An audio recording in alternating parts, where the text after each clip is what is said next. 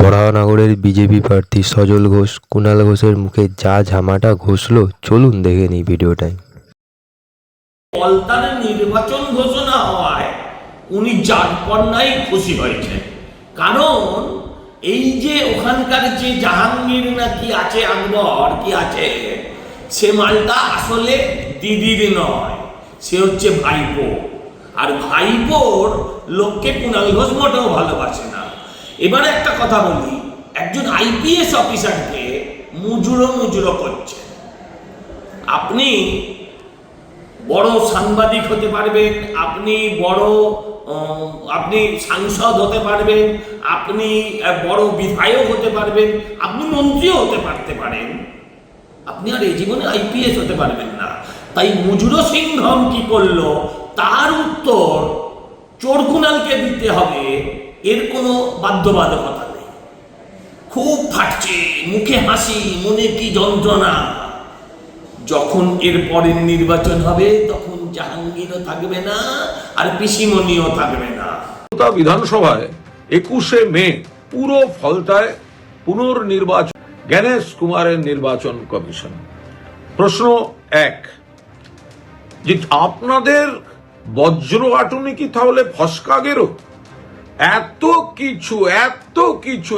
কিছু তারপর গোটা ফলতা জুড়ে রিগিং হলো, আর আপনারা দিনের দিন ধরতে পারলেন না। তার 3 দিন বাদে গন্ডারের গায়ে সুড়সুড়ি দিলে 3 দিন পর হাসে। তো আপনাদের কি এত রিগিং হলো যে ডে অফ ইলেকশন ধরতে পারলেন না? প্রশ্ন 2, আপনাদের মুজরো সিংহম, সে তো এত ডায়ালগ, সে দাঁড়িয়ে রইল, আর এত রিগিং হলো, তো ওকে আগে সাসপেন্ড করুন। তাহলে ও কেন পার পেয়ে যাবে? ওর অ্যাকাউন্টেবিলিটি কি? 3, এত কোম্পানি, সেন্ট্রাল ফোর্স, সেনা, আধা সেনা, তো তারা গোটা ফলতা জুড়ে রিগিং ধরতে পারলো না। ফলে যেটা করেছে নির্বাচন কমিশন, সেটা সম্পূর্ণ রাজনৈতিক উদ্দেশ্য প্রণোদিত। এবং যখন যে সময় এই পুনর্নির্বাচনের নির্দেশ দেওয়া হয়েছে, ততক্ষণে 230-এর বেশি আসন নিয়ে মমতা বন্দ্যোপাধ্যায় সরকার গঠন করে ফেলেছেন, এবং ফলতাতেও আবার তৃণমূলের প্রার্থী জিতবেন। আপনাদের শুধু পণ্ডশ্রম হচ্ছে।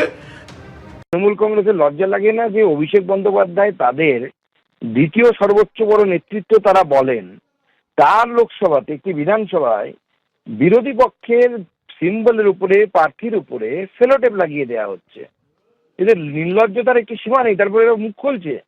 এটা হয় কোনো ভারতবর্ষের কোনো বিশিষ্ট কোনো নেতা তার কনস্টিটুয়েন্সিতে হয়, এম.কে. স্ট্যালিনের ওখানে হয়, এটা কোনো রাহুল গান্ধীর কনস্টিটুয়েন্সিতে হবে, অন্য কোনো রাজনৈতিক দলের কোনো বড় নেতার, অখিলেশ যাদবের কনস্টিটুয়েন্সিতে হবে।